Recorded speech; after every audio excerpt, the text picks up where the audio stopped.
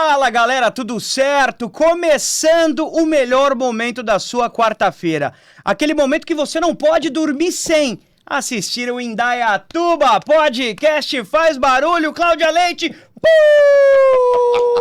Sensacional! Salve, salve, galera! Olha nós mais uma vez por aqui, levando a informação pra você. E hoje o programa tá cibernético aqui. Você vai gostar com certeza desse assunto que tem tudo a ver. Pode chamar a garotada também por aí, viu? Não é só o pessoal mais de idade, não. Porque o negócio aqui realmente tá um papo cabeça pra toda a família. Cabeça essa que eu gostaria de perguntar, como é que tá aí o implante capilar, Guina? Estamos no caminho, foi plantado já, não é? Agora a gente espera o tempo pra graminha crescer. Então estamos aí nesse tempo, tá bom? Mas na paciência vai. Tudo vai. Aguinaldo, você sabe que eu tava passando esses dias lá no Parque Ecológico, né?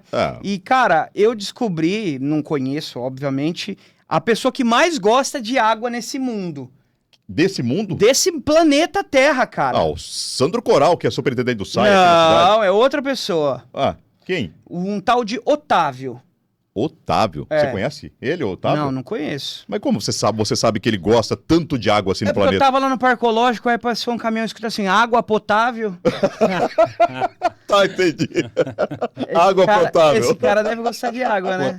Aí eu acho que gosta, deve gostar muito. Um caminhão só pra ele? É um caminhão só pra ele, cara. Um abraço pro Otávio e todos os Otávios que estão acompanhando a gente por aqui. Chega de besteira, vamos falar de assunto sério agora, um assunto sério com quem entende. Vou falar uma coisa pra você. O cara tem um nome, o sobrenome dele é quase perto de Jesus Cristo.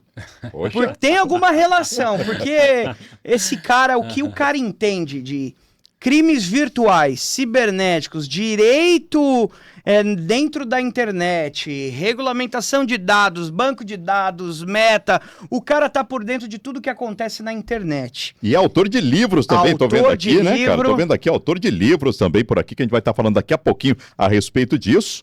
E, inclusive, premiadíssimo também nesse meio. Premiadíssimo, e nós temos o prazer de tê-lo como morador de Indaiatuba. Não é Jesus Cristo, mas é o José Antônio Milagre. Doutor Milagre, obrigado! Obrigado, Gabriel. Obrigado, Aguinaldo. Que honra estar aqui com vocês, poder falar um pouquinho sobre nós, sobre os crimes cibernéticos, sobre segurança. Dizer que desde que eu mudei para cá, eu já me sintonizei na mídia e o podcast aqui foi um dos primeiros que eu comecei a sintonizar e eu só vi aquelas feras aqui. Eu falava, nossa, que legal, né? E ter recebido esse convite de estar aqui hoje é uma honra para mim. Estou muito feliz de estar aqui com vocês. Doutor Milagre, explica pra gente o que é de fato esse direito digital, crimes cibernéticos. É algo que existe há muito tempo ou algo que vem sendo acessado recentemente? Eu sei que o senhor é quase um dos pioneiros nessa área de atuação no Brasil? Exatamente. Eu costumo dizer que quando a gente chegou só tinha mato só, né? A gente começou ali na viradinha dos anos 2000, 2002, 2003, nós falávamos ainda de comunicadores, de chats de portais, nós falávamos do Orkut, o tão famoso Orkut. E o direito digital, ele se preocupa em resolver as questões jurídicas e legais que decorrem do uso ou do mau uso da tecnologia. Nós falamos de diversas áreas, desacordos, fraudes, golpes, crimes, as questões envolvendo imagem, direitos autorais na internet. À medida em que a internet foi crescendo, o brasileiro gosta, se conecta, é um dos países que mais permanece conectados em número de horas na internet, os problemas começaram a surgir. E aí demandou especialistas profissionais que soubessem dialogar com tecnologia para levar isso para a justiça. E os processos começaram a crescer. Então, o direito digital é a área jurídica que se preocupa com essas questões legais que podem acontecer, infelizmente, também no âmbito da tecnologia. Tá aí, então. Esse é o assunto que a gente vai estar abordando por aqui, não é? Com muito prazer, doutor Milagre, que eu quero muito agradecer aí por ter topado essa entrevista com a gente aqui. Muito obrigado mesmo de coração por estar aqui presente. Bom, e para começar, claro que a gente não vai ficar só tratando aqui desse assunto. Eu quero saber o seguinte, conhecer um pouquinho mais do doutor Milagre. Doutor, assim como muita gente, o senhor escolheu Indaiatuba para morar. O que veio, o que trouxe o senhor a vir residir em Indaiatuba, sendo claro que o senhor atua muito mais aí na capital São Paulo? Olha, Indaiatuba é incrível, é uma cidade maravilhosa. Desde a primeira vez que eu pisei aqui, eu me fascinei com a cidade, com a gestão, com as coisas funcionarem, a questão verde também e a localização. E eu, como bom interiorano, sou nascido em Bauru, minha cidade é maravilhosa também, mas eu me desenvolvi muito rápido na capital. O escritório, ele bombou na capital, a gente, enfim, tem uma série de profissionais lá que cuidam hoje das questões envolvendo golpes, fraudes, crimes. Eu sempre fazia essa ponte, né? E eu fui para a capital muito rápido. Eu me formei e já comecei a trabalhar em São Paulo, mas sempre com essa vontade de voltar para o interior. E pintou essa oportunidade, eu conhecia a cidade já, e aí comecei, a gente rodou algumas cidades, fomos para outras cidades muito boas também, mas eu quis mostrar para minha namorada Indaiatuba. E quando a gente passou um final de semana aqui, ela mesma falou, nossa, não temos dúvida, já decidimos. A gente estava até mudando para uma outra aqui muito próxima, e foi muito rápido essa pivotagem e a gente está adorando. Não tem nenhum ano ainda, mas a cada dia eu descubro algo novo e me fascino mais com a cidade. E Indaiatuba se orgulha muito de ter uma pessoa tão gabaritada como o senhor aqui. Seja bem-vindo, já é indaatubano e obrigado. A gente espera te encontrar no Parque Ecológico, fazendo umas caminhadas, tomando uma água de coco ali no Ceará. Com certeza. E é isso. Doutor, agora vamos falar um pouco mais sobre essa sua profissão, sobre esses direitos digitais, porque eles são relativamente novos no âmbito da justiça, né? Eu gostaria que o senhor trouxesse alguns atos que vocês, na prática, que vocês combatem através dessa proteção, dessa legislação. Que tipo de exemplo o senhor poderia dar para o nosso... Realmente é muito novo. O direito ele começou a despertar para a questão da tecnologia com o crescimento dos golpes, das fraudes. Isso começou a crescer lá em meados da virada do ano 2000, mas hoje é uma epidemia, né? A cada 16 segundos alguém é vítima de um crime cibernético. No Brasil, se nós pegarmos o Anuário de Segurança Pública e os anuários, nós percebemos que os crimes de rua estão caindo, assalto a banco está caindo e os crimes digitais explodindo. E a pandemia também, porque o bandido ele tem a sensação de anonimato, ele trabalha do sofá da casa dele, muitas vezes ele compra um cursinho de pós-graduação do crime digital, um curso de extensão de fraude, e ele entende que se pegar ele, muitas vezes a pena não vai ser compatível. Então o crime hoje é extremamente lucrativo. Isso fez com que disparassem os golpes, as fraudes e precisassem de pessoas para representar essas vítimas. Então hoje a gente tem uma estrutura para apurar autoria, quebrar sigilo, responsabilizar normalmente as empresas ou bancos que são responsáveis, e também temos um apoio técnico e emocional às vítimas. A gente fundou um instituto que chama IDCI, Instituto de Defesa do Cidadão na internet, que é como se fosse um CVV do crime digital. Muitas vítimas que vão até o Estado ou não conseguem uma resposta rápida, muitas vezes querendo até dar cabo à própria vida, a gente faz todo esse encaminhamento. Então, um apoio técnico, emocional, um apoio jurídico e encaminhamento às autoridades para que ela possa ser reparada diante de um crime ou uma fraude digital. E a nossa justiça ela tem capacidade de fazer essas apurações? Eu acho que essa é a grande sacada do negócio, né? Talvez o brasileiro pense que é tudo que nem o CSI, aquela série. Exatamente. E, na verdade, o Brasil caminha a passos, é o meu sentimento, você Perfeito. Pode dizer, Sim. Mas parece que o Brasil caminha a passos lentos nessa questão. Exatamente, você colocou tudo. Legislação nós temos, né? Eu atuei num caso bem conhecido, que foi o caso Carolina Dickmann, atuei na defesa dos acusados, e desse caso, em 2011, surgiu a Lei 12.737, a Lei Carolina Dickmann, que pune os crimes informáticos, invasão de dispositivo informático, indisponibilizar um serviço na web. Essa lei foi alterada em 2021. Invadir um dispositivo informático ou criação de uma fraude eletrônica pela Lei 14.155 tem até 8 anos de reclusão, uma pena pesada. O grande problema não é pena, o problema é investigação, é estrutura policial. Nós não temos, por exemplo, uma especializada em crimes cibernéticos aqui na região. Nós temos uma em São Paulo, mas muitos estados não têm. Então, grande parte dos crimes digitais não chegam a ser investigados e desses que são investigados, poucos culminam com o processo. E é toda essa sensação de anonimato que motiva cada vez mais, infelizmente, muitos jovens se aventurando no mundo do crime cibernético. Uma pessoa que não faria nada na rua, mas lá na casa dela, no quarto, está virando cartão, está vendendo boleto, está invadindo pessoas. Doutor, até aproveitando essa experiência do senhor, doutor Milagre, os crimes cibernéticos, conhecidos como crimes da internet, não é? Exato. Como é que normalmente eles acontecem? Quais são os mais comuns, por exemplo, hoje? Claro que a gente sabe que a evolução disso é muito rápida por causa da tecnologia. Sim, Mas sim. quais são os mais comuns? Exatamente. Crime cibernético é qualquer crime praticado contra ou através da tecnologia. A motivação do brasileiro ela é financeira. Sim. E lá no escritório nós temos casos que a pessoa perdeu o auxílio emergencial, o FGTS, temos casos da pessoa que perdeu 6 milhões de reais. Nossa. Então ele não vê classe social. Ele lesa o pobre, lesa o classe média e lesa o rico. Caiu, é fraude. E hoje a gente tem um laboratório em São Paulo onde a gente mapeia diariamente os principais golpes e fraudes que ocorrem. E ele muda muito. E o criminoso hoje ele aproveita momentos de comoção, momentos sociais, programas governamentais, quando saiu o Desenrola Brasil, auxílio da Covid. Agora, nesse momento, nós estamos trabalhando o golpe do IPVA, muitas pessoas recebendo ali, olha só, parcele com 50% seu IPVA. IPVA é 3%, pagamento à vista. Mas eles falseiam a identidade visual. Final do ano, golpe do hotel, muito comum, golpe das reservas de férias. O cara clona um site aí de um Booking, de um Airbnb, com uma oferta incrível para uma praia, você paga, quando chega lá não tem nada. Golpe da CNH. Mas os 5 principais hoje. O golpe do gerente, do falso gerente ou da mão fantasma. Isso pega muito, ou seja, você recebe lá uma mensagem. Você tem um débito aqui de 5 mil reais que acabaram de passar na sua conta. Caso não concorde, ligue. E aí você dialoga com o bandido. O golpe da clonagem de WhatsApp, muito efetivo também. Ou tem ajuda da telefonia lá que clona o seu número. Ou alguém cria um outro número com a sua foto e consegue empréstimos. Esse é muito comum. O golpe do emprego ou das tarefas é outro golpe que é muito comum, porque as pessoas estão buscando uma recolocação profissional, um trabalho online, acabam caindo nesses farsantes que, enfim, olha, cada tarefa que você fizer eu te dou dinheiro, e a pessoa vai pondo crédito e quando vai sacar não tem nada. Isso é muito comum.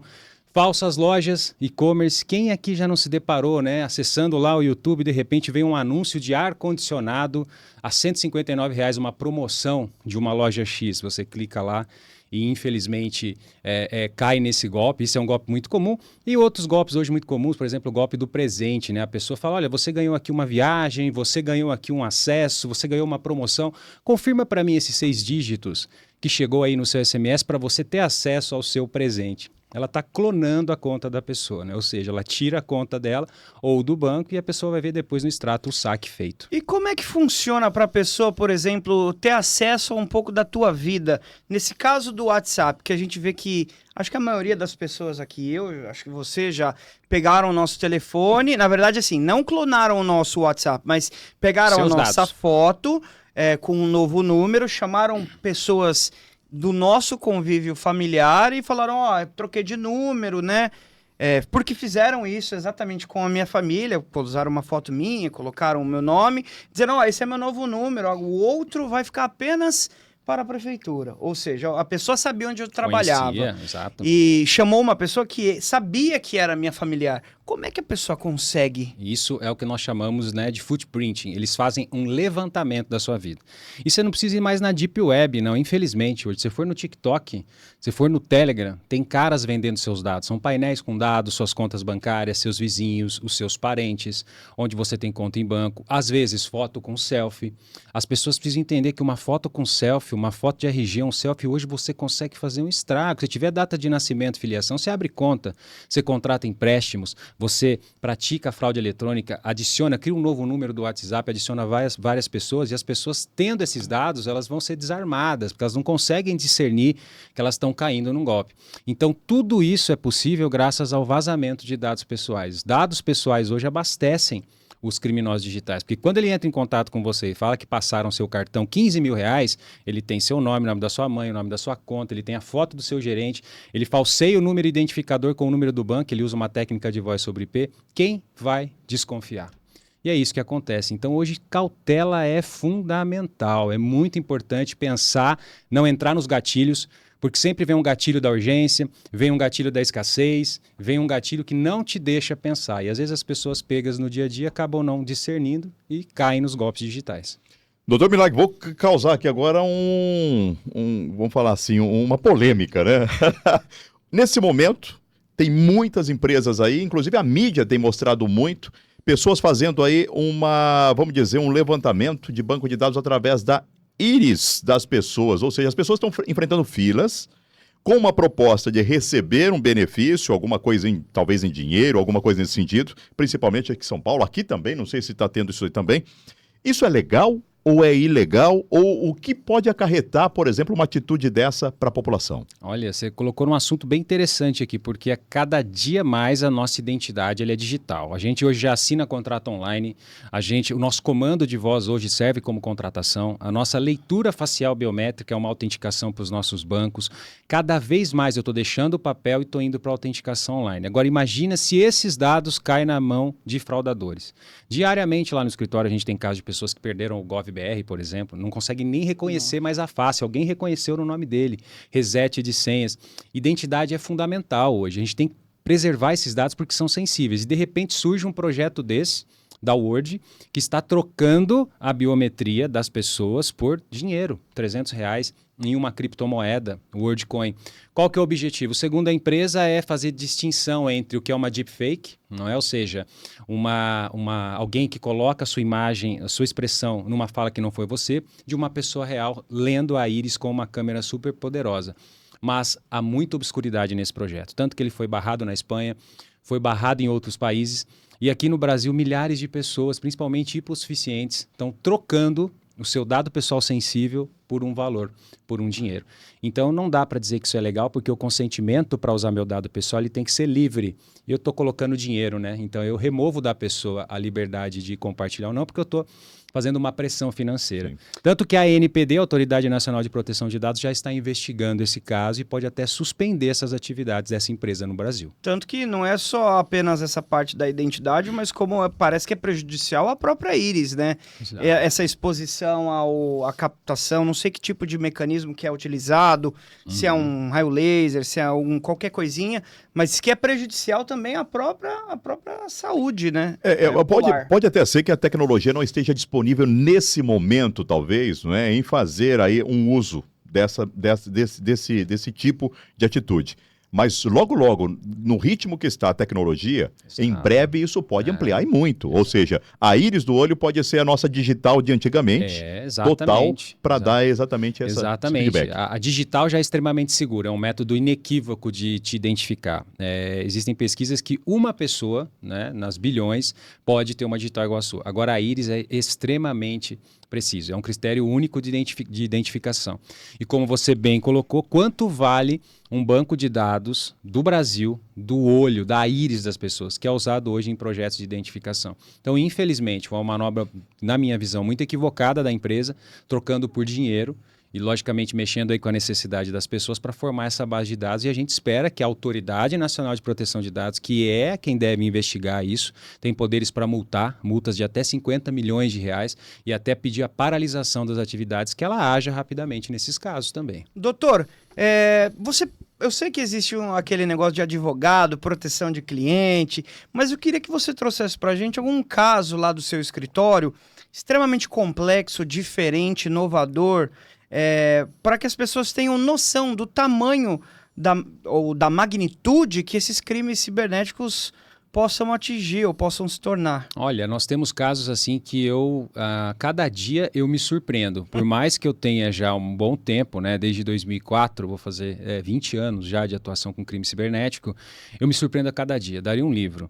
A gente vê o nível de sofisticação das fraudes. Eu tenho casos de pessoas falecidas, que eles, a partir de uma foto, eles adicionam um programa, esse programa ele dá vivacidade na sua foto, ele faz piscar, ele movimenta a narina e essa pessoa consegue abrir contas bancárias, tendo em vista a falha nos procedimentos de segurança com pessoas falecidas. É quase uma prova de vida. Uma prova de vida. O cara consegue enganar o algoritmo de identificação usando dados de pessoas falecidas e ele dá vivacidade na foto com programas hoje. São crackers, né? São criminosos que têm alto conhecimento de tecnologia.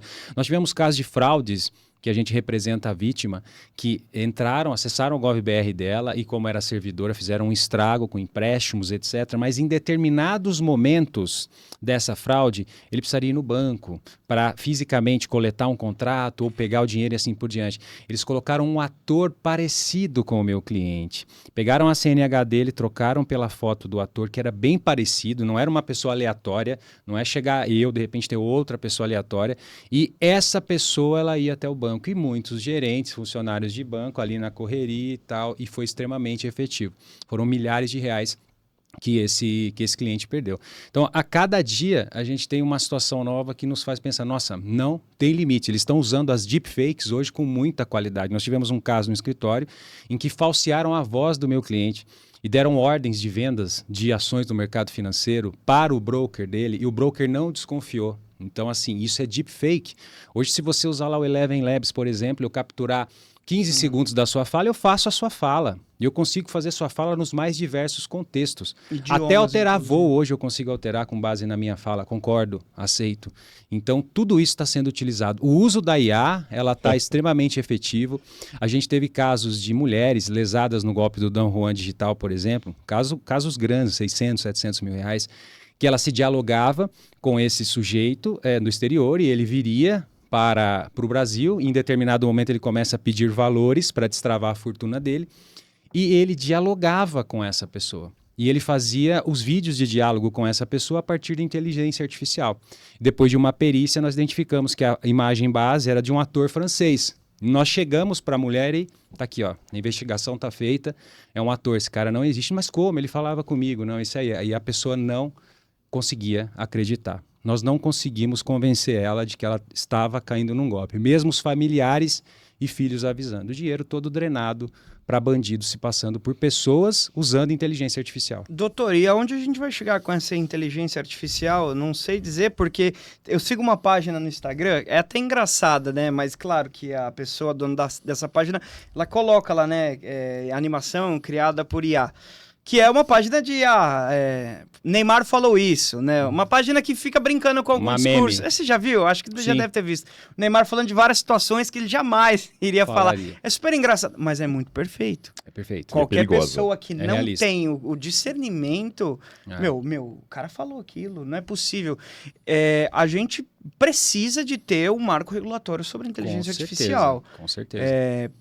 Como é que tá isso? Não tem um avanço nesse sentido dessa cenário proteção? Mundial. Estados Unidos não regulamentou ainda. O Biden deixou uma executive order no sentido de que precisa aprender, cuidados, etc. Nós não temos uma regulação federal nos Estados Unidos, apesar de Elon Musk e outros grandes big techs terem chamado a atenção de que deveria se parar qualquer desenvolvimento da IA antes, somente quando se tivesse uma regulação, porque isso pode oferecer riscos à liberdade das pessoas, a garantias e a direitos. É muito perigo. O próprio Sam Altman, da OpenAI, chegou a declarar que ele não dormia direito, com base no que ele criou. Então não tem limites, a IA erra, a IA ela pode ser preconceituosa, ela tem viés, ela alucina, e todo esse contexto não foi regulamentado. Brasil, projeto de lei 2238, está em trâmite, PL da inteligência artificial, muito inspirado na União Europeia. Europa regulamentou. Então nós temos o AI Act, uma lei incrível que trabalha a transparência, informação, todo cidadão tem direito de saber que ele está sendo tratado ou está diante de um conteúdo de IA. As IAs que são proibidas, existem IAs de altíssimo risco, reconhecimento facial, por exemplo. Aquele lembra do Minority Report, né? O Minority Report está acontecendo, cara. Lembra? Lá atrás a gente assistia aquele e falava, cara, isso aí você chegar numa loja, o cara lê sua íris e fala, olha, o seu produto chegou, o seu livro que você gosta, a sua cerveja está aqui. Isso está acontecendo. Então ele classifica tudo isso e o nosso projeto ele é bem baseado na lei europeia. Então a gente precisa sim de uma regulação, porque o uso mal intencionado da IA tem favorecido os bandidos. Criminosos não conseguiam escrever. Hoje, você entrava em contato com um bandido lá, seu celular foi clonado, aqui é da Receita, aqui é um delegado. O cara errava o português, agora o cara corrige no GPT. Né? Então, empoderou muito os bandidos a inteligência artificial. E é isso que a gente precisa regular. No mundo até da virtual aí, né? A gente pega Instagram, por exemplo. Nós não sabemos mais o que é real que nós estamos assistindo. Exato. Ou o que é virtual. Ou seja, aquela pessoa parece que já não existe, porém, ela passa toda a credibilidade pra gente. Tem uma iniciativa bem interessante da IA que eu queria compartilhar um minutinho com vocês. O Reino Unido criou uma velhinha, uma idosa, conectou essa velhinha nas centrais de telefone e a velhinha ela foi criada para enganar bandido. Então, qual que é o esquema? Eles pegaram o número da velhinha, entraram nas redes sociais, começaram a divulgar nos fóruns, grupos. Eu tô com problema na minha conta, eu tenho dinheiro. E o que aconteceu? A bandidagem começou a ligar para essa velhinha. E aí o que acontece? A velhinha vai te dando corda o dia inteiro. E os caras têm que ver os bandidos xingando. Mas a senhora não entendeu? E ela dando corda, dando corda. Qual que foi o intuito? Tirar o cara. O tempo que ele tiver ali com a velhinha é o tempo que alguma pessoa pode ser salva, né? Exatamente. Então foi uma mega estratégia do Reino Unido. Que sacada. Né? Que sacada. Os caras ficam lá trolando a velhinha vai de, peraí que eu vou buscar meu cartão. Esqueci meu cartão. E esse tempo que ele está perdendo ali, ele está deixando de lesar alguém. Pelo menos, nós temos sim grandes iniciativas com a IA que podem ajudar, inclusive, no combate ao crime digital. Mas eu sinto que, por exemplo, lá fora é um pouco mais desenvolvido que aqui no Brasil. O que eu fico, na verdade, preocupado é não apenas essa parte daquilo que você pode fazer ou não, ou fingir ser um famoso, é mais essa questão de golpe, que o Brasil ainda não tem uma regulamentação própria e a gente vê que a punibilidade é muito baixa. Eu até gostaria que o senhor compartilhasse conosco desses casos que você atende no seu escritório. Você tem sentido que as penas, após transitado em julgado, depois de ter cumprido toda a sentença, essas sentenças são, de fato, exemplares? De maneira alguma, né? Hoje, infelizmente, por mais que a gente tenha atualizado a lei de crimes informáticos, a lei era de 2012, em 2021 ela recebe uma atualização. Nós temos um novo crime agora, que é a fraude eletrônica, que é cometido por meios cibernéticos. É muito difícil você ver um criminoso digital preso, ou iniciar um regime fechado, por exemplo, ou mesmo um processo ligado. Fora grandes operações que são desarticuladas, outros crimes digitais muitas vezes não se passa da fase de investigação, porque o que lá fora eles investiram em centrais de combate ao crime cibernético. Hoje, por exemplo, um dos pleitos do IDCI, do nosso instituto, é a criação da Central Nacional de Combate a Crimes Cibernéticos, um portal do Brasil. O Brasil não investe. O Marco Civil da Internet fala lá no seu artigo, desde 2014, que o Brasil iria investir em educação digital, em programas. E isso não existe. Além disso, eles investem em forense digital. O que é? São peritos, né? Não chega a ser um CSI, mas são especialistas em coletar provas informáticas, em rastrear criminosos digitais, em acessar VPNs, em acessar a Deep Web, que é importante destacar aqui para o nosso público, que é uma área da web que não está acessível por meios convencionais e tem muito crime cometido lá. Então, eles investiram em investigação. Então, aqui, ele sabe que a pena é pequena, ele sabe que ele usa lá um Tor, uma VPN, ele vai dificultar bastante o trabalho da polícia e ele sabe que, se identificado, dificilmente um processo vai seguir.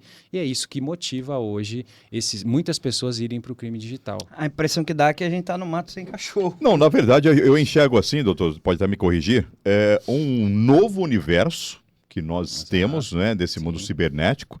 Inclusive, até eu ia fazer uma próxima pergunta para o senhor, é o seguinte: existem muitos crimes ligados a esses crimes cibernéticos de pessoas de fora do país que influenciam aqui também. Vou dar um exemplo, por exemplo, você pega uma Rússia, por exemplo, que tem uma tecnologia muito avançada nesse sentido.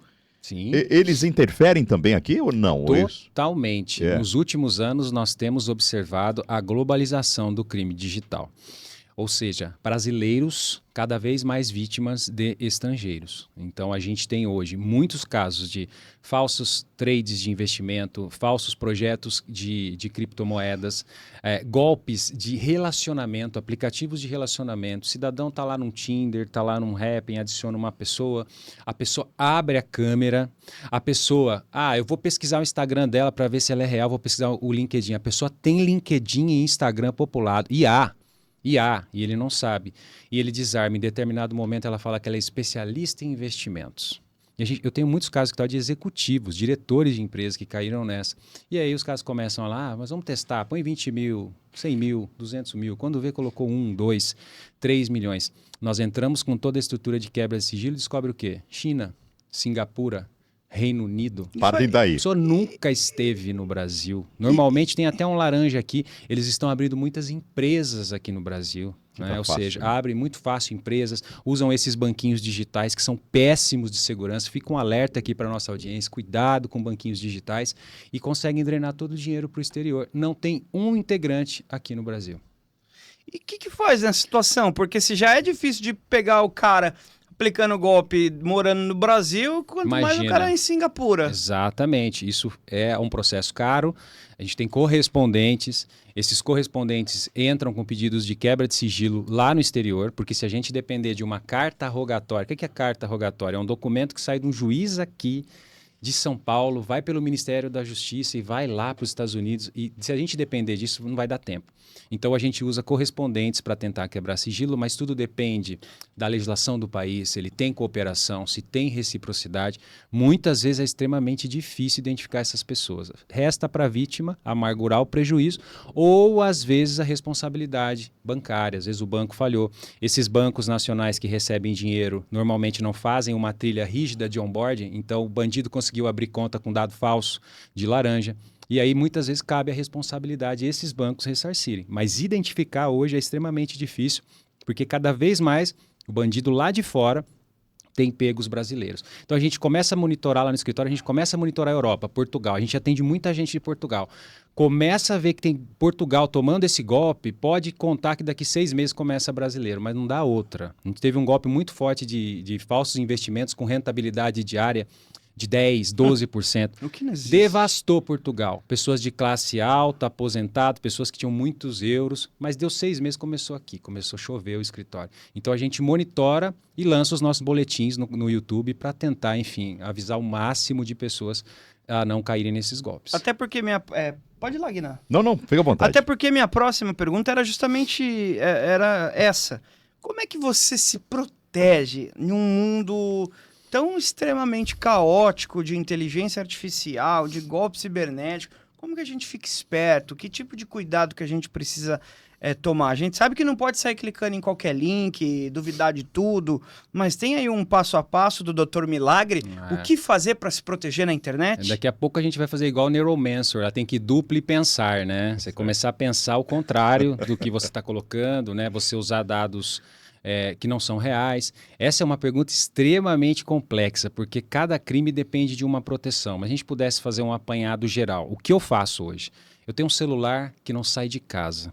É um celular só de conta. Ele não vai para a rua, de jeito nenhum. Eu tenho outro celular de rua. Eu sei que muitas pessoas não podem ter, mas cuidado com o seu celular de rua. Normalmente é um celular com uma continha, com alguma coisa que não é todo o seu numerário.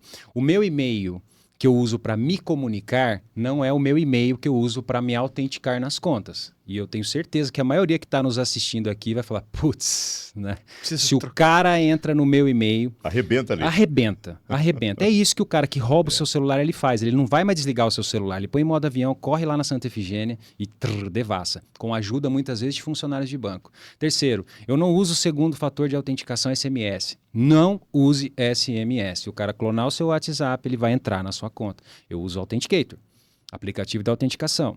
Terceiro, ative todos os fatores de autenticação. Aquilo que eu sei, a senha, aquilo que eu tenho, um token, aquilo que eu sou. A biometria ajuda bastante.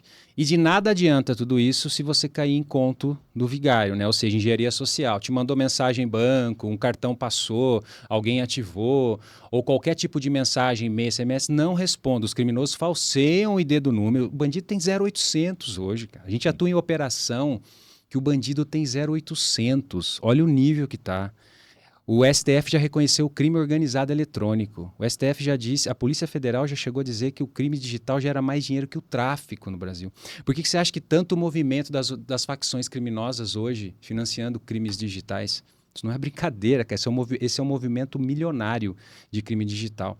Então, a gente tem que tomar todos esses cuidados e proteger o máximo os seus dados pessoais. Eu nunca vou estar isento de um banco falhar, vazar dado, mas o que eu souber, eu protejo. Então, eu uso o Registrato, por exemplo, que é uma ferramenta que monitora os meus dados, chaves Pix, aberturas de conta. Eu bloqueio o meu score.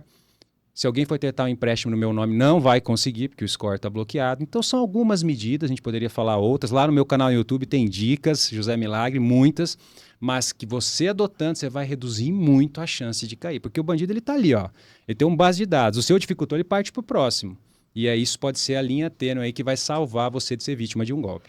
Doutor, eu sei que está muito na modinha hoje pessoas se aventurarem em investimentos online, não é? Muito comum isso, muito. Inclusive jovens aí que queiram enricar da noite para o dia. Eu costumo falar que, até vou fazendo uma uma graça com o nome aqui. Milagres Exato. somente Só eu, não somente existe eu, aí nesse sentido. Eu queria que o senhor explicasse então pra gente bitcoins, esse universo todo aí. Existe muita fraude nisso, não existe? Muita fraude. Essa é a nova fronteira do crime cibernético. Por quê?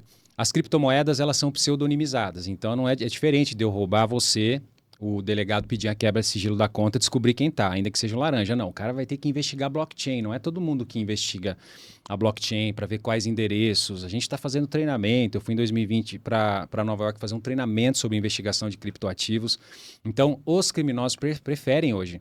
Existem moedas que são pareadas no dólar. O SDT, por exemplo. Pô, você está recebendo em dólar do cara. O que eles fazem? Fazem a vítima criar uma conta numa corretora, colocar o dinheirinho dela, converter em dólar e mandar para o que eles dizem que é a aplicação. Manda aqui para sua carteira, não quero sua senha não, hein? Não preciso da sua senha, não quero nada, manda aqui para a aplicação. Parece seguro o primeiro momento. Eles têm um aplicativo, você olha a rentabilidade, está crescendo. Na hora que você tentar tirar, começa. Olha, você precisa só evoluir de nível para tirar, pague mais isso, o cara paga. Olha, agora você pagou errado, paga de novo, o cara paga. Olha, cadê sua declaração de imposto de renda? Você tem que pagar imposto. O cara vai e paga. A hora que exaurir o cara percebe que caiu num golpe. São golpes de falsos investimentos de rentabilidade. E agora veio uma onda que eu quero dizer aqui, que eles estão falseando identidade de corretoras. Corretoras de ações. Tá? Olha, aqui é o cara tal da corretora XPTO. E a gente está com esse novo programa aqui e às vezes você já é cliente, vazou seu dado, então ele sabe. Invista aqui, a rentabilidade está dando 5 ao dia, etc. Você tem que só fazer um Pix, 5 ao dia, 6. Absurdo, não? Não, mas As pessoas caem, né? É ganância. Né? Eu sempre falo, eu dou porrada lá no canal bastante, falo, olha, tá aqui, presta atenção, isso é bandido. Mas vira e mexe, enfim, todo dia tem alguém que fala, putz, devia ter visto ontem. Acabei de entrar, tô conversando com ele agora. Então, assim, não tem milagre, não tem só no nome, né? Não tem rentabilidade de 5 ao dia, 6, 7. E tudo aquilo que ele... Mas eu tô vendo, eu tenho acesso ao meu login, meu amigo. O cara programa isso, esse aplicativo é vendido na Deep Web. Se tiver R$2.000, você compra esse aplicativo e sobe. O crime as a service. É um termo que a gente hoje chama para designar o crime como serviço. Tem gente que vende os pacotes para você ser um criminoso digital e começar nesse mundo muito rentável. As instruções, então, para poder se tornar um criminoso. É um curso. Você recebe uma formação de bandidinho digital. Reconhecida, daqui a pouco reconhecida pelo MEC. Só faltava, né? Ô, doutor, não posso deixar de falar, o Aguinaldo puxou esse gancho das criptos, mas os jovens querem tanto ficarem ricos da noite pro dia que caem não só nas criptos, mas no jogo do tigrinho, e em excesso nessas bets. Perfeito. Embora regulamentadas essas bets, eu percebi que teve um banco, inclusive, que esses dias fez uma campanha super bacana, que quando você tentava transferir, fazendo um Pix para uma dessas casas de aposta, ele mandava uma mensagem: você tem certeza que você quer transferir seu dinheiro para essa casa de aposta? Né? Porque esse é um Pix recorrente de usuários de casa de aposta. Você tem certeza que você quer confirmar esse valor? O cara falou, quero, porque eu quero apostar, quero jogar o que eu tenho. Enfim, não adiantou nada. Mas houve um aviso. Como é que a gente tem que ter cuidado com essas bets em excesso, com o jogo do tigrinho principalmente? Tem muita criançada caindo, perdendo dinheiro dos pais. Não só criançada, já vi muito marmanjo também. Mexendo com famílias. Nós temos estatísticas que o pessoal estava investindo Bolsa Família nos jogos do tigrinho, né? Então a pessoa, muitas vezes, um dinheiro para suas necessidades sendo direcionada para esses jogos. O Gabriel colocou muito bem, Aguinaldo. Tem 2 tipos de games. Os jogos de azar, os slot games, que não depende de destreza de um time, que o algoritmo sempre é manipulado, que é chamado jogo do tigrinho. Aquele influencer que ganha um dinheiro para divulgar para você, puxa, chegou meu boleto da faculdade agora, deixa eu pagar meu boleto da faculdade. Ganhei. Aquilo é mentira. Eu já recebi várias propostas no meu canal para entrar nessa. Você ganha comissão de cada cara que você mandar para dentro do jogo. E aquele algoritmo que eles recebem para fazer vídeos virais é um algoritmo que você só ganha. Já é um batizado. Batizado. Você vai perder dinheiro. E os caras estão em Malta. Não tem sede no Brasil. Nós temos mais de 500 inquéritos em São Paulo. A última vez que eu contei de jogo do tigrinho, nós temos suicídio com base em jogo do tigrinho. Ponto. Outro aplicativo. Bets. Bets foram regulamentadas, ok. Toda bet que para funcionar no Brasil tem que ter .bet BR, tem que pagar 30 milhões, licença, a gente faz muito licenciamento. e tem que pagar imposto, tem as normas anti-compliance, lavagem de dinheiro. Só que, sinceramente, o governo ele focou na arrecadação, mas ele não focou na compulsão, nos jovens, na questão do problema mental, na gamificação. E outra coisa, os ajustes que podem ocorrer, né? A Bet tem muita questão da manipulação desses resultados. Então as bets também precisam de campanhas mais rígidas, porque muitas pessoas acabam caindo. E tem sites falsos de bets e tem sites agora que estão hospedados no exterior. Então eles não estão sob a legislação. E a pessoa põe o dinheiro numa bet do exterior que não está legal, ela nunca mais vai ver a cor do dinheiro. Então, parabéns aos bancos que fazem conscientização, porque o governo não fez. O governo colocou um tributo lá para arrecadar, mas falta muito. Então, eu sempre dou essa orientação. Fique longe dessas coisas. A chance de você perder é altíssima. Dificilmente você vai ganhar. Tem gente que ganha, chega lá no escritório, eu ganhei milhões na bet, eu quero que o senhor entre com uma ação. Eu falo, eu não tenho o que fazer aqui. Se você perder mais dinheiro, eu vou ficar chateado. E aqui, pela honestidade, eu tenho que te dizer, eu não tenho que te fazer aqui. Se eu fosse um predador, eu ia pegar o seu dinheiro e entrar com uma ação, mas eu sei que eu vou perder. Eu sei que eu não vou achar a empresa. Então, sinto muito. Aí, tá vendo? Inclusive, eu quero usar esse espaço também, doutor, porque recentemente eu estive na sede do CAPS, fazendo uma reportagem, e eu conversei com um psiquiatra de lá, e que o número de adolescentes que estão recebendo apoio no CAPS pelo vício, droga? Não. Álcool? Não. Em bets. Jogatinas. Então, assim, o jogo que... lembra que falava muito antigamente? Viciado em jogo, em bingo, em caça-níquel. Não, foi pro online agora. Tá o adolescente fazendo tratamento no CAPS de Indaiatuba e esses psiquiatras conversando. Inclusive, acho que é até uma pauta importante, de repente, o senhor fazer uma visita algum dia, conversar com esse psiquiatra, que é um dos nossos coordenadores aqui do CAPS de Indaiatuba. Legal.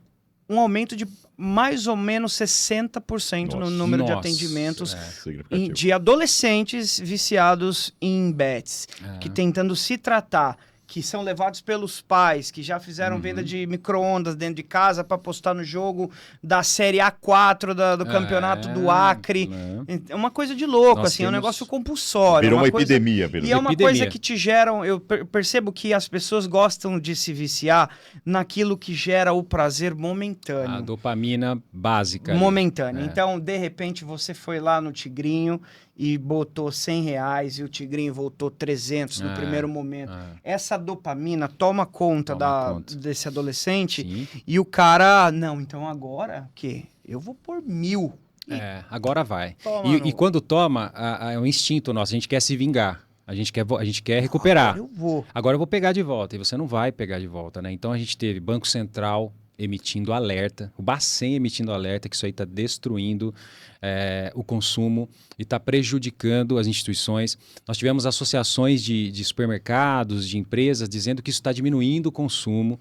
Então é algo sério que precisa de uma regulação maior, não só para tributar, para legalizar, mas fiscalizar, auditoria, compliance, alertas, tirar as gamificações que trabalham com vício e, principalmente, né, a gente entender que isso é um problema epidêmico, é um problema de saúde, envolver esses profissionais para que a gente consiga criar campanhas também, porque senão o jovem está diminuindo, tem pesquisa de que está diminuindo a capacidade de pensar dos jovens e assim, atrapalhando vida familiar, vida social, trabalho, estudo, tudo por conta desse vício nesses jogos. E a minha tese, os influenciadores são responsáveis. Eu tenho processo contra influenciadores, eu tenho processos já com trânsito em julgado, porque você não pode avalizar um produto criminoso e dizer que era só sua imagem, que aquilo era um contrato. Você é um canal que se comunica com autoridade para milhares de pessoas. Então você também tem que ser responsável por aquilo que você divulga. E é isso que a justiça, na maioria dos casos, vem entendendo.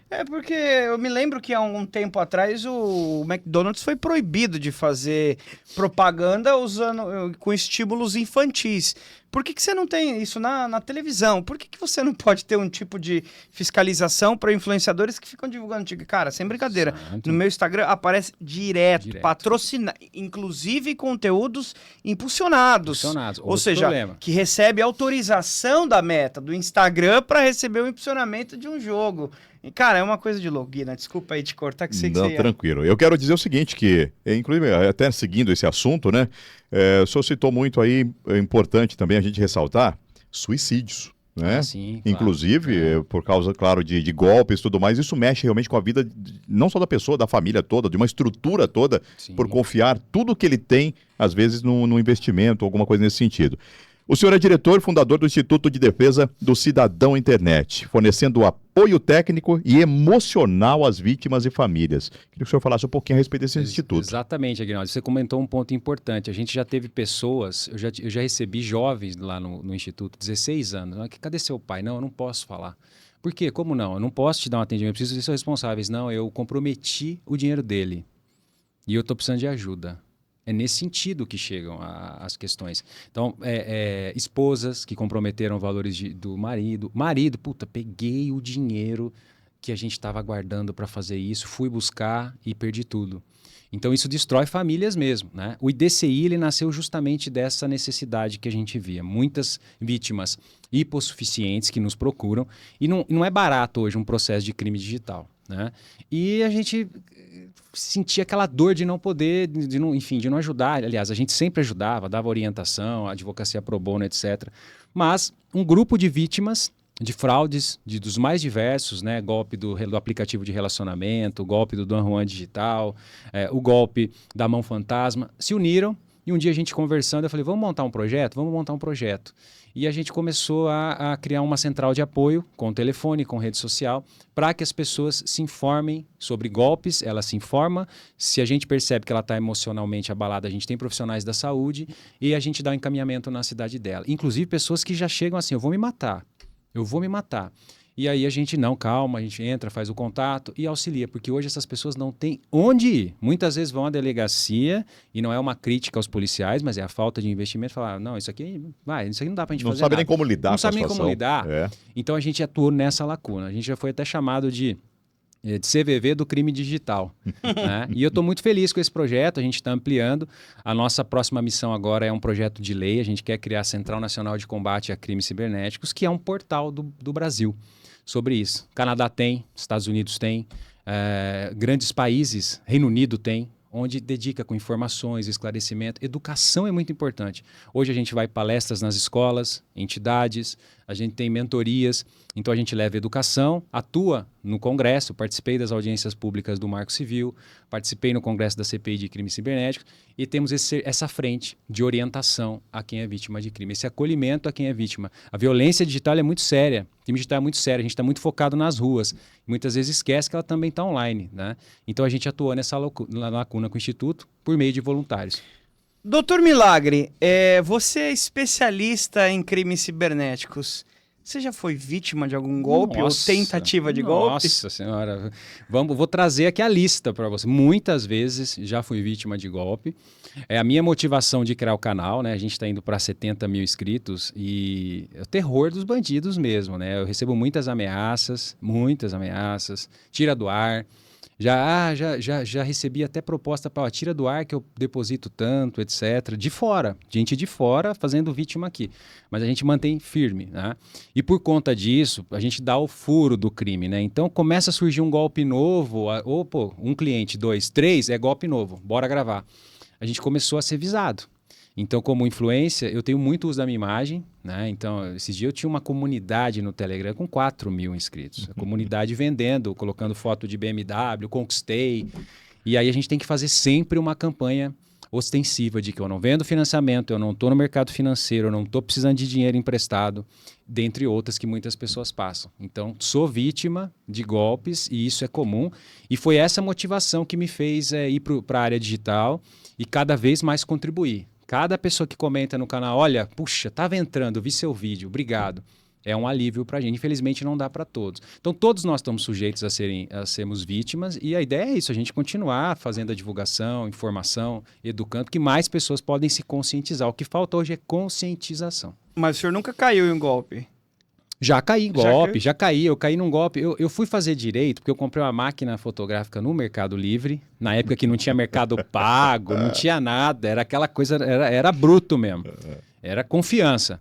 E aí a mulher pegou e simplesmente mandou uma mensagem para mim, me pegaram no Paraguai, não vou poder fornecer.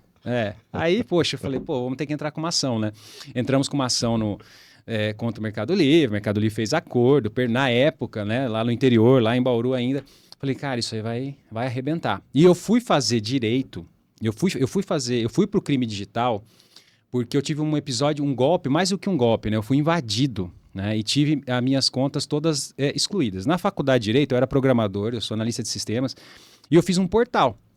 E esse portal, nossa, passava horas fazendo o portal, desenvolvendo, tá? Era um portal jurídico, começou a crescer, comecei a ter anúncio. Um belo dia eu acesso o portal fora do ar. E uma mensaginha lá. Falei, putz, o que é, né? Entrei em contato com o servidor de hospedagem, tá? O servidor de hospedagem, não, olha, analisamos aqui, um hacker, né? Invadiu o seu sistema e apagou todos os arquivos usando uma falha de um serviço ZOAP lá. Até lembro até hoje. Eu falei, tudo bem, recupero o backup. Nós não temos backup. Falei, puxa, maravilha. Esse serviço era um serviço que eu não usava. Por que estava ativo? Falei, pronto, tenho todas as provas para ganhar essa ação contra a empresa. Entrei com uma ação contra a empresa, não era advogado ainda, fui meu tio não sabia nada de tecnologia. A hora que eu sentei na mesa de audiência, que a juíza começou a falar, eu senti que eu ia perder. A juíza não entendia a situação. Falta do conhecimento. Meados de 2004, por aí.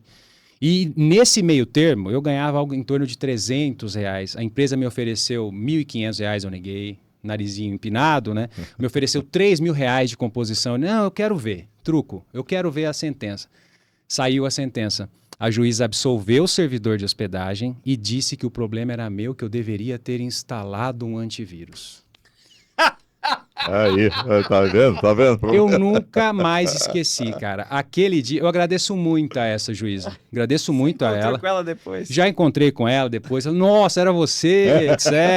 Enfim. Obrigado por fazer isso. O esposo dela foi inclusive, aluno meu. E eu falei, cara, obrigado. Porque naquele dia eu falei, cara, isso vai bombar.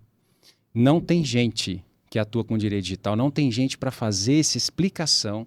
Isso vai bombar e nós vamos precisar de peritos, nós vamos precisar de especialistas para poder trazer isso para o judiciário amadurecer junto.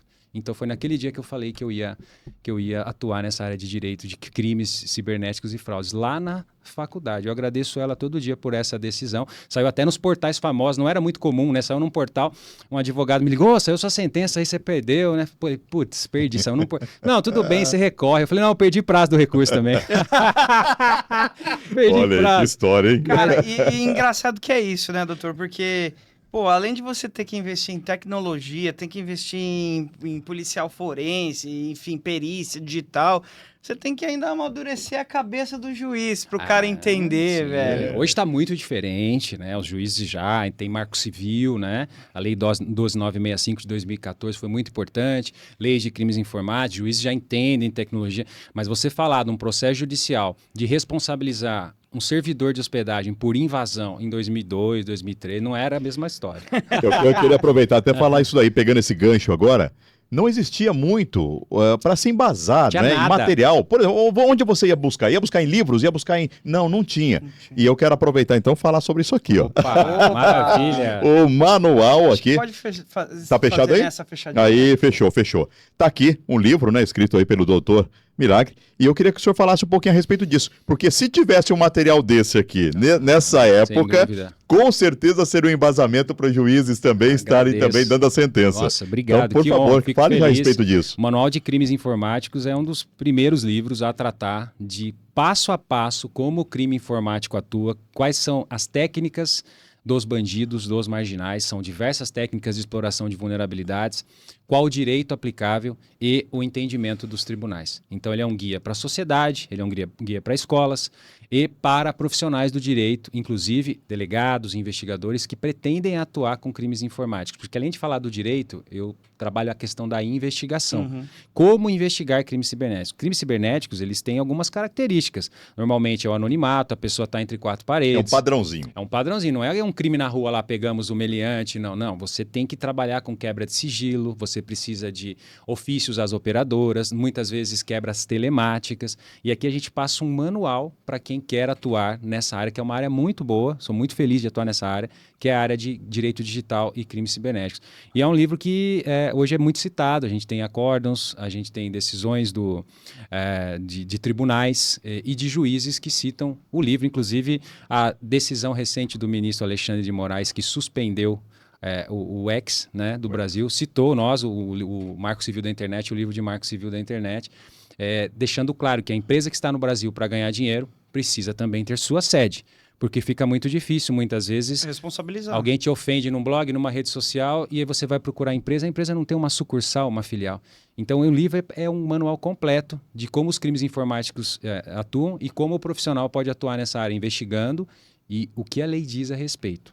O senhor me deu um gancho para uma pergunta, eu sei que o seu tempo é muito escasso aqui, mas a gente está já caminhando para o final da nossa entrevista, mas o senhor me deu um gancho interessante. Essa punição ao X aqui, que foi tão polêmica nos últimos meses, acendeu um gatilho em relação à Meta e às novas diretrizes políticas de privacidade, de liberdade de expressão que a Meta vem utilizando aí mundo afora. Tanto é que o CEO da empresa, o Mark Zuckerberg, fez um vídeo declarando apoio ao atual presidente, dizendo que ia mudar toda a sua política e que a tua rede social como um todo iria mudar. Cada país tem a sua própria legislação. É possível que o Instagram, Facebook e as outras empresas como o X, elas possam sofrer algum tipo de retaliação, algum tipo de processo por não estarem enraizadas ou não estarem em acordo com a legislação brasileira? O que o senhor pensa aí para o futuro das redes sociais no Brasil e principalmente também um pouco do projeto do governo brasileiro em regular um pouco as redes sociais? Perfeito. Essa é uma questão muito atual. Nós percebemos aí que no dia 7 de janeiro, né, o Mark Zuckerberg veio a público, deu um cavalinho de pau, alinhando-se ao Trump, completamente diferente ao que ele fazia. As políticas de moderação do Meta eram muito efetivas, começaram lá em 2020 com o vazamento da Cambridge Analytica, 2016, em 2020 com a pandemia, e ele está trocando a política de moderação, que utilizava mais de 80 checadores de fatos, agências independentes, pela notas de comunidade, que basicamente é empoderar o usuário para que o usuário mesmo possa classificar uma notícia como uma notícia potencialmente enganosa ou como uma fake news. Esse anúncio foi global e aqui no Brasil esse anúncio foi completamente de encontro, não ao encontro, mas de encontro ao que o executivo, ao que o governo federal está propondo. O governo federal é entusiasta do projeto 2630 de 2020, que é o projeto de fake news que está emperrado no Congresso, tanto é que o Supremo começou a julgar a inconstitucionalidade do artigo 19. O Supremo, a maioria, está formando maioria para declarar inconstitucional o artigo 19 do Marco Civil, para que alguns conteúdos possam ser removidos mediante notificação extrajudicial e não justiça. Então, esse anúncio do Meta causou, sim, aqui um estremecimento. O próprio advogado da AGU chamou o Zuckerberg de biruta de aeroporto, marcou uma audiência pública, notificou a Meta, e a Meta Brasil respondeu, olha, eu não vou contradizer o meu CEO. Tudo permanece na mesma, nós temos políticas, etc. A gente só está trocando uma forma de detectar fake news por outra que favorece mais os usuários e a liberdade de expressão, já que esse algoritmo errou muito ao longo do tempo. Ao que parece, a AGU não concordou, marcou uma audiência pública, essa audiência pública as redes não foram, então a minha perspectiva é que nós vamos ter embates e novas decisões como as que aconteceram com o X. Só que eu espero e desejo que elas não tenham a mesma proporção, porque uma coisa é tirar do ar o X, né, mais político, 21 milhões de usuários. Outra coisa é um Instagram com 150 milhões de usuários, usado para negócios, para economia. Além de estremecer mais as relações Estados Unidos-Brasil, Trump é um entusiasta da liberdade, isso é uma cruzada para ele, combater atos impositivos da América Latina, isso vai prejudicar muito a nossa economia. Mas não se descarta essa possibilidade, porque o anúncio da Meta vem de encontro ao que o executivo e que o governo brasileiro estava trabalhando no sentido de responsabilizar as redes sociais. Tempos difíceis estão por vir. Vamos aguardar. Doutor, a gente já está chegando ao final do nosso programa. Assim, acho que a gente poderia ficar falando aqui 2, 3 horas. Muito Não, gostoso, até já quero bom. fazer um segundo convite para que o senhor retorne de vez em quando, atualize a gente dos golpes, atualize a gente de segurança digital. Eu acho que isso é muito importante para a audiência que embora o nome do programa seja Indaiatuba Podcast, isso aqui fica disponível para o Brasil inteiro, disponível na internet, no YouTube, no Instagram, nas redes sociais. Espero que não caia, porque senão acabou também o nosso programa, né? Mas obrigado pela sua participação, por ter aceito o nosso convite. Quero deixar o espaço aberto para o senhor divulgar suas redes sociais, os contatos do escritório, para que alguém, se alguém de repente tenha sido lesado, procurar o senhor, porque já deu para perceber que o cara não é Jesus, mas o cara faz milagre. E sobre também o seu livro também, por favor, onde encontrar o seu livro? Uma honra, eu quero muito agradecer essa oportunidade, Gabriel, Aguinaldo, a todos da comunicação também, um abraço para a Graziella, para o Lincoln, são pessoas muito queridas, muito amigos, e colocar aqui para vocês que a gente está aberto, a gente tem hoje um manual sobre o que fazer e como agir em caso de crimes cibernéticos, está lá no site direitodigital.adv.br.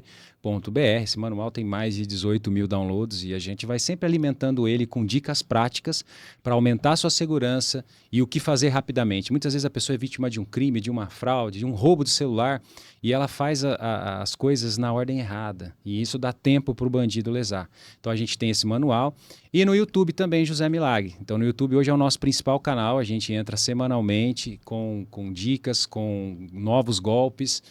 Lá no YouTube também tem acesso ao IDCI, então se você quiser ser um voluntário do Instituto de Defesa do Cidadão na internet ou também tem algum problema com crime cibernético, a gente está com a nossa equipe à disposição para ajudar. E é isso, é um prazer no Instagram dr.josemilagre, eu fico muito feliz de ter participado desse podcast, que é aqui na nossa terrinha, né, que eu já me considero aí um cidadão, gosto muito de Indaiatuba e fico sempre à disposição para vocês. Doutor, muito obrigado por ter aceito aí o nosso convite e com certeza nós vamos aí nos encontrar aqui pela cidade também, né? Com certeza aí, o senhor que é um morador agora de Indaiatuba e com certeza nós vamos estar aí desfrutando muito da nossa querida Indaiatuba, tá bom? Com certeza. Um abraço a todos e sempre à disposição. Obrigado, gente. A gente volta semana que vem aqui, né? A gente volta semana que vem com mais um programa Indaiatuba Podcast. Segue a gente lá. @7 Indaiatuba. É só bater aí, @7 Indaiatuba. Acertei? Acertou. Você tá ótimo. Você tá voando. Eu tô treinando, cara. Tô ficando bom. Valeu, gente. Obrigado, doutor. Obrigado. Grande abraço a todos e até o próximo programa. Não perca.